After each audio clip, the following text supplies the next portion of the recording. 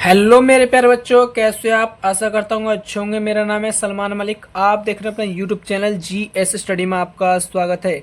Class 10th math board exam 2025। तो पूरी book के जितने भी मोस्ट इम्पोर्टेंट क्वेश्चन है 1 नंबर वाले, वो सारे क्वेश्चन मैं आज लेकर आया हूँ आपके लिए। 45 इम्पोर्टेंट क्वेश्चन है। तो आप इन क्वेश्चन को पढ़ लीजिएगा बहुत अच्छी तरह से, क्योंकि इससे बाहर एक भी क्वेश्चन नहीं आएगा, मैं 100% गारंटी लेता हूँ। तो क्वेश्चन नंबर 1 है, पाई की प्रकृति क्या है, राशिक या अपरिमेय। तो इसका राइट आंसर हो जाएगा अपरिमेय। तो यहाँ पर लिख देंगे उत्तर यानी अपरिमेय।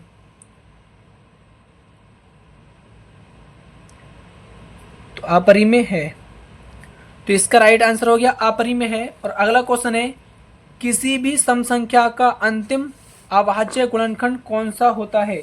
किसका आंसर है, 2 होता है। तो यहाँ पे लिखेंगे 2 होता है। तो अगला क्वेश्चन है, HCF और LCM का गुणनफल किसके बराबर होता है। तो यहाँ पर लिखेंगे हम उत्तर, 2 संख्याओं के गुणनफल के बराबर होता है। बराबर होता है। तो इसका राइट आंसर है 2 संख्याओं के गुणनफल के बराबर होता है। मैं आपका बिल्कुल भी समय बर्बाद नहीं करूंगा, सीधे क्वेश्चन सॉल्व कराऊंगा। तो अगला क्वेश्चन है, 15 और 25 का HCF क्या होगा। यानी जो 15 को भी डिवाइड कर दे संख्या और 25 को भी डिवाइड कर दे, वो कौन सी संख्या हमारी, वो संख्या है 5। क्योंकि 5 से हम 15 को भी काट सकते हैं और 5 से हम 25 को भी काट सकते हैं। तो अगला क्वेश्चन है, 0.10100100 इस तरह की संख्या है, किस प्रकार की संख्या होगी। तो यहाँ पर इसका राइट आंसर हो जाएगा अपरिमेय, क्योंकि ये अपरिमेय संख्या है। तो यहाँ पर हो गया अपरिमेय है। तो इसका अगला क्वेश्चन है इसके बाद में, 8 और 12 का एलसीएम क्या होगा। तो 8 और 12 का एलसीएम मैं आपको दिखाता हूँ निकाल कर। तो यहाँ पर ये 8 है, इसको हम डिवाइड करेंगे 2 से, तो ये 4 बार जाएगा। और इसे काटेंगे हम 2 से, तो ये 2 बार जाएगा। ये 2 एकम 2, ये कट गया। इसके बाद में क्या, 12 को काट के दिखाता हूँ मैं 12। तो इसे काट लेता हूँ मैं 4 से, 4 तिया 12 और 3 से काट रहा हूँ, 3 एकम 3। तो इन दोनों की गुणा करूंगा तो आपस में कितना आएगा, 12। और ये यहाँ पर कितनी संख्या है, 2। 2 की गुणा करूंगा तो 24 आएगा। यानी 8 और 12 का एलसीएम 24 होगा। तो 24 है। इसके बाद में अगला क्वेश्चन है, वर्गमूल 3 अपरिमेय है या राशिक। तो आपको पता होगी वर्गमूल 3 जो है हमारा अपरिमेय है। तो यहाँ पर होगा अपरिमेय है। तो इसके बाद में अगला क्वेश्चन है, LCM 5,7 क्या होगा। यानी 5,7 का एलसीएम क्या होगा। तो इसका एलसीएम होगा 7 की और 5 की गुणा कर देंगे तो 35 आएगा। इसका एलसीएम 35 हो गया। इसके बाद में है, px बराबर 5x की पावर 3 प्लस 3x की पावर 2 प्लस 7x प्लस 9 का क्रम क्या होगा। यानी इसका क्रम क्या है। तो यहाँ पर हमें देखना है इसकी हाईएस्ट पावर क्या है। यानी x की हाईएस्ट पावर कितनी है, x की हाईएस्ट पावर जो है 3 है। तो यार इसका क्रम होगा 3 है। तो यही इस क्वेश्चन का राइट आंसर हो जाएगा। अगर आपको कोई डाउट है तो कमेंट सेक्शन में कमेंट करें, आपके डाउट का जरूर रिप्लाई दिया जाएगा। आइए अगले क्वेश्चन सॉल्व करते हैं। तो क्वेश्चन नंबर 10 है, शून्य बहुपद का क्रम क्या होता है। तो इसका आंसर होगा, शून्य बहुपद का कोई क्रम नहीं होता है। शून्य बहुपद का कोई क्रम नहीं होता है। यहां पे लिख देंगे, या अनिर्धारित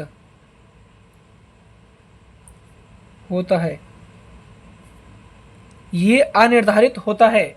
इसके बाद में अगला क्वेश्चन है, किसी बहुपद का क्रम क्या होता है। यहां पर पूछा था शून्य बहुपद का क्रम क्या होता है, और यहां पर पूछ रहा है क्वेश्चन, किसी बहुपद का क्रम क्या होता है। तो यहाँ पर बताएंगे हम बहुपद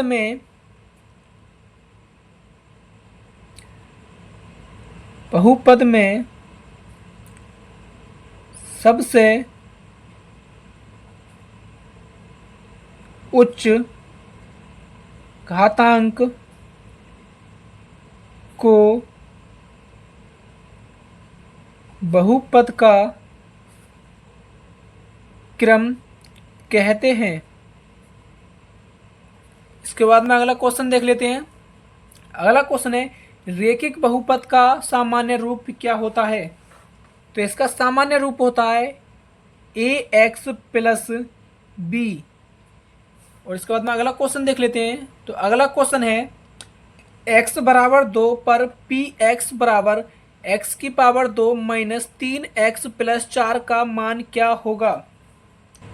तो इसका मान होगा 2। यदि p के बराबर 0 तो k को क्या कहा जाता है। तो यहाँ पर लिखेंगे हम k को बहुपद का शून्य या मूल कहा जाता है।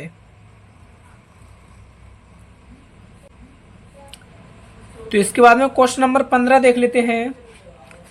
तो क्वेश्चन नंबर 15 है x माइनस 2 से विभाजित करने पर px बराबर एक्स स्क्वायर माइनस 8 का शेषफल क्या होगा। तो इसका शेषफल 0 होगा। मैंने ये निकालने सिखा दिए। अगर आपने ये वीडियो नहीं देखी है तो चैनल पर जाकर देख लेना, वहाँ पर अपलोड है। तो इसके बाद में है अगला रेखिक समीकरण का सामान्य रूप क्या होता है। रेखिक समीकरण का सामान्य रूप क्या होता है। तो यहाँ पर आएगा ax plus b y plus c बराबर 0। ये रेखिक समीकरण का सामान्य रूप होता है। तो इसके बाद में अगला क्वेश्चन है 2x प्लस 3y बराबर 5 किस प्रकार की समीकरण है। आपसे ये उल्टा पूछ लिया कि यहाँ पर पूछा था रेखिक समीकरण का सामान्य रूप क्या होता है, और यहाँ पर पूछा है, यहाँ पर ये रेखिक समीकरण दे दिए ये किस प्रकार की समीकरण है। तो यहाँ पर लिख देंगे हम, लिख देंगे रेखिक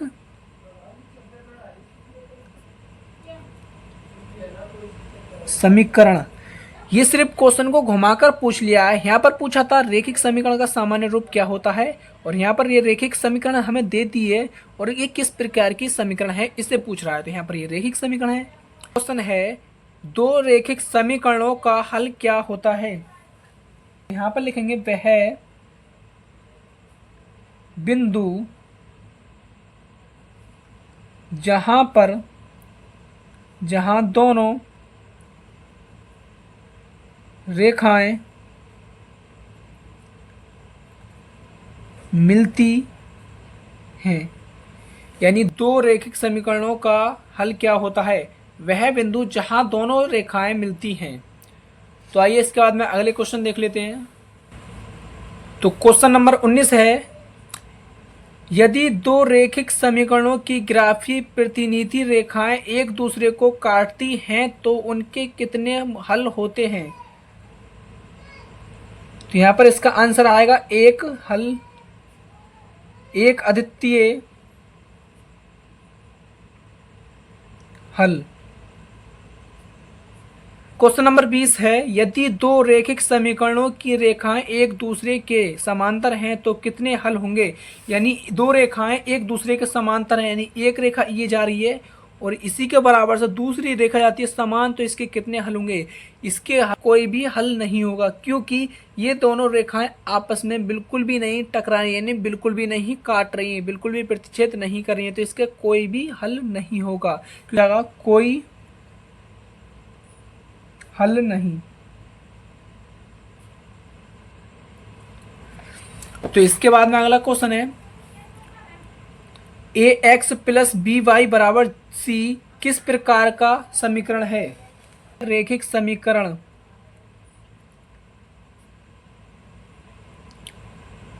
इस टाइप का क्वेश्चन मैंने आपको पीछे भी सॉल्व कर दिया है। तो इसके बाद में अगला क्वेश्चन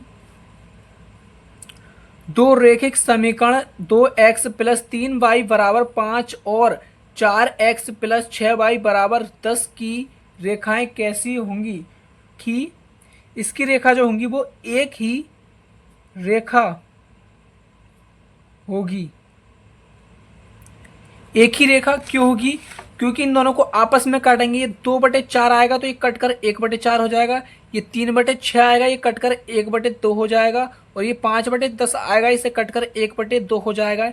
यानी इसकी रेखा जो होगी वो एक ही रेखा के ऊपर एक रेखा होगी, तो यानी रेखा के ऊपर रेखा जो होगी उसे हम एक ही रेखा बोलेंगे। तो इसके बाद में अगला क्वेश्चन है, यदि दो समीकरण a1x प्लस b1y बराबर c1 और a2x प्लस b2y बराबर c2 की रेखा एक दूसरे को काटती हैं तो उनके गुणांक का संबंध क्या होगा?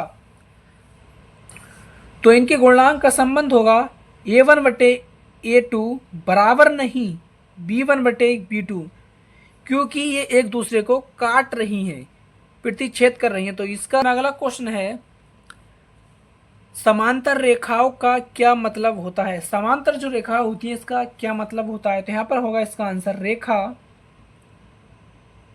रेखाएं कभी भी नहीं मिलती और कोई हल नहीं होता।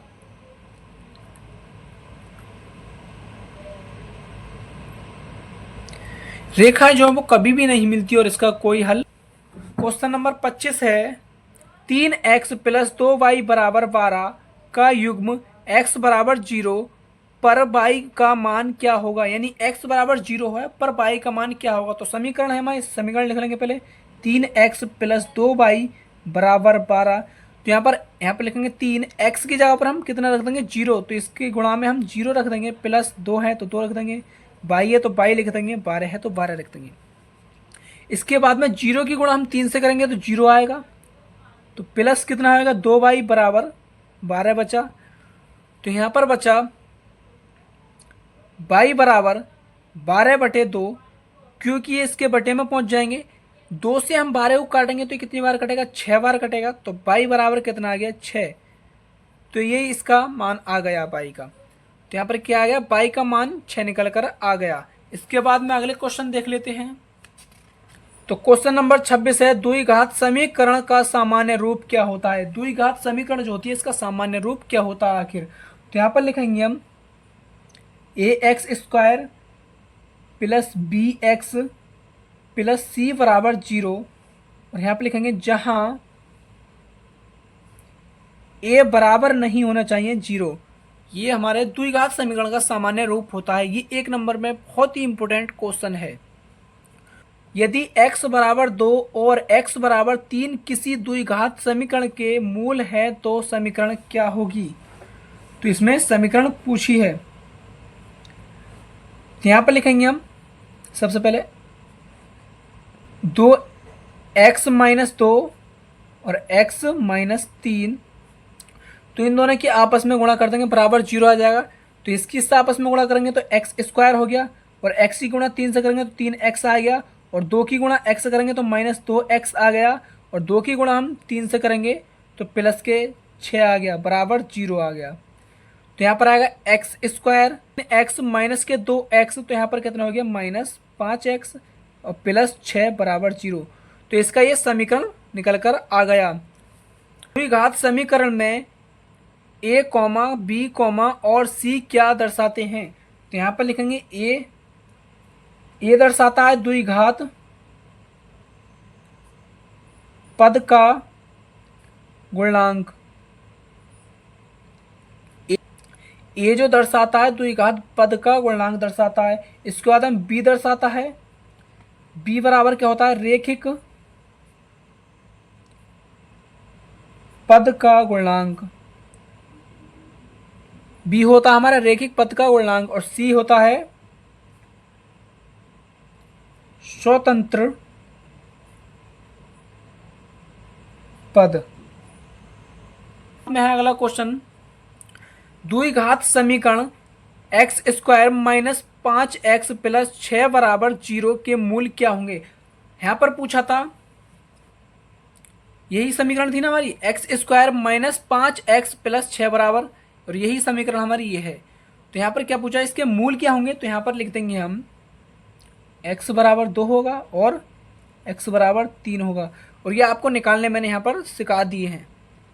और इसके बाद में है अगला क्वेश्चन, एक्स स्क्वायर माइनस 4 बराबर 0 के मूल क्या होंगे। तो यहाँ पर आ जाएगा एक्स स्क्वायर माइनस 4 बराबर 0, तो यहाँ पर आएगा 4, ये इधर आएंगे एक्स स्क्वायर, तो 4 माइनस के बराबर से इधर आएंगे तो प्लस के हो जाएंगे, तो यहाँ पर आएगा एक्स बराबर वर्गमूल 4 हो जाएगा।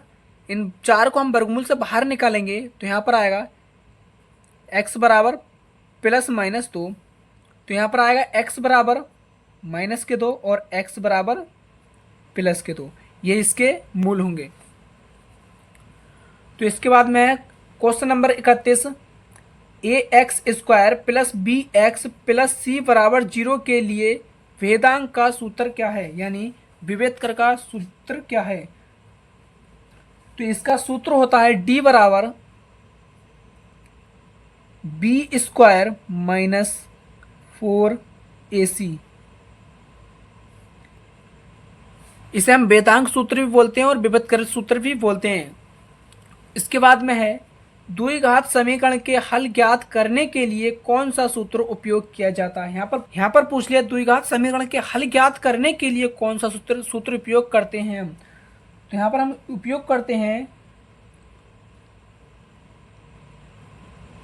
गुणांक सूत्र, यानी श्रीधराचार्य सूत्र भी बोलते हैं इसे। तो ये होगा x बराबर माइनस बी प्लस माइनस वर्गमूल बी स्क्वायर माइनस 4ac बटे में आ जाएगा 2a।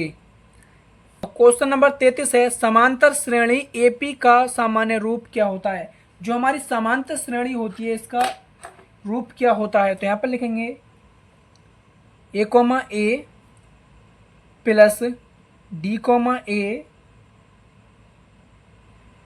Plus 2d plus 3d dot dot dot dot, और यहाँ पर है जहाँ a प्रारंभिक, ये जो है प्रारंभिक पद और d सामान्य अंतर है, जहां a प्रारंभिक पद है और d हमारा सामान्य अंतर है। तो इसके बाद में है 3, 7, 11, 15 में सामान्य अंतर क्या होगा। यहाँ पर सामान्य अंतर पूछ लिया है, तो यहाँ पर लिखेंगे हम a2 माइनस a1 बराबर, तो यानी a2 कितना है हमारा 7 माइनस a1 कितना है हमारा 3, तो बराबर कितना आ गया 4। इसे हम a1 माइनस a2 भी लिख सकते हैं और a2 माइनस a1 भी लिख सकते हैं। तो इसके बाद में अगला क्वेश्चन देख लेते हैं। तो अगला क्वेश्चन है, यदि AP का पहला पद 5 और सामान्य अंतर 3 है तो तीसरा पद क्या होगा। तो यहाँ पर तीसरा पद होगा इसका 5 है अंतर प्लस 2 गुणा 3, इनकी हम आपस में गुणा कर लेंगे तो यहाँ पर आएगा 5, 3 की और 2 की गुणा करेंगे तो 6 आएगा, 6 और 5 कितना हो गया 11 है। तो इसका तीसरा पद जो है वो 11 है। तो यहाँ पर है अगला, AP में n व पद का सूत्र क्या है। यहाँ पर सूत्र पूछ लिया है, तो पर n व पद का सूत्र होता है an बराबर a plus n minus 1d, ये n व पद का सूत्र है। इसके बाद में है AP 2, 6, 10, 14 का चौथा पद क्या है। तो चौथा पद हम गिन लेंगे, यानी 1, 2, 3, 4, यानी चौथा पद कितना आ रहा है 14 आ रहा है, तो 14 है। यदि समांतर श्रेणी में a बराबर 7 और d बराबर 5 है तो दूसरा पद क्या होगा। तो यहाँ पर लिखेंगे दूसरा पद के लिए a2 है 7 प्लस 5 कर देंगे, बराबर कितना आया है, इन दोनों को जोड़ देंगे, बराबर 12 आया है, तो इसका दूसरा पद 12 होगा। तो इसके बाद में क्वेश्चन नंबर 39 देख लेते हैं। तो 1,4,7,10 का सामान्य अंतर क्या है? तो यहाँ पर लिख देंगे A2 माइनस A1 सामान्य अंतर, तो यानी A2 कितना है 4 माइनस A1 कितना है हमारा 1, तो इसका सामान्य अंतर कितना आ गया 3 लिख कर। तो इसका सामान्य अंतर 3 है। अगर आप 2 नंबर वाले और 4 नंबर वाले मोस्ट इंपोर्टेंट क्वेश्चन की वीडियो देखना चाहते हैं तो कमेंट करें। तो अगला क्वेश्चन देख लेते हैं। अगला क्वेश्चन है किसी एपी में पहला पद 2 है और सामान्य अंतर 5 है तो पांचवा पद क्या होगा? यहाँ पर पांचवा पद पूछ लिया है, तो यहाँ पर होगा a बराबर 5, क्योंकि पांचवा पद पूछा है। तो पहला पद कितना 2 प्लस, और यहाँ पर 5 माइनस 1 गुणा 5 रखती है, उसका फॉर्मूला है। इस फॉर्मूले में मैंने डायरेक्ट वैल्यू इसकी रखती है, तो इसकी आपस में हम गुणा कर लेंगे, तो इसका राइट आंसर निकल कर आएगा 22। अगर आप और भी मोस्ट इंपोर्टेंट क्वेश्चन की वीडियो देखना चाहते हैं तो कमेंट करें और हमारे चैनल को सब्सक्राइब करें। क्वेश्चन नंबर 41 है, दो बिंदुओं x1, y1 और x2, y2 के बीच की दूरी कैसे ज्ञात की जाती है? तो इसकी दूरी ज्ञात करने के लिए एक फॉर्मूला होता है, दूरी फॉर्मूला, इसे हम बोलते हैं दूरी फॉर्मूला। तो इस फॉर्मूले को बता देता हूँ मैं आपको, तो होगा x2 माइनस x1 का square plus y2 minus y1 का स्क्वायर। ये हमारी दूरी ज्ञात करने का फॉर्मूला होता है। ये बहुत ही मोस्ट इंपोर्टेंट फॉर्मूला है, इसे आप याद कर लें। ये क्वेश्चन नंबर 42 है, दो बिंदुओं 1,2 और 4,6 के बीच में माध्य बिंदु को कैसे ज्ञात करते हैं? तो यहाँ पर माध्य बिंदु को ज्ञात करने का फॉर्मूला पूछ लिया है, तो यहाँ पर आएगा m बराबर x1 प्लस x2 बटे 2 y1 प्लस y2 बटे 2। इसे हम इस फॉर्मूले को इस तरह भी लिख सकते हैं, x2 प्लस x1 बटे 2 y2 प्लस y1, इसे इस तरह से भी लिख सकते हैं। tan 45 का मान क्या होता है? tan 45 का मान सभी जानते होंगे। tan 45 का मान होता है ट्रिग्नोमेट्री के फॉर्मूले। अगर आपको याद नहीं है तो चैनल पर वीडियो अपलोड है, वहां से आकर वीडियो देख लें उसके बाद। तो अगला क्वेश्चन है, यदि b बराबर 0,0 और c बराबर 5,0 है तो b और c के बीच की दूरी क्या होगी? b और c के बीच की दूरी क्या होगी? तो दूरी वाला फॉर्मूला लगा देंगे हम। तो दूरी वाला क्या हमारा 5 माइनस 0 बराबर 5 आएगा, 5 इकाई। तो इसके बाद रेखा का समीकरण y बराबर k का क्या अर्थ होता है? तो यहाँ पर होगा ये एक क्षैतिज रेखा है जो y बराबर k पर स्थित होता है। तो आज के लिए बस इतना ही। अगर आपको कोई टॉपिक पर वीडियो चाहिए तो कमेंट करें, मैं उस टॉपिक पर वीडियो बना दूंगा।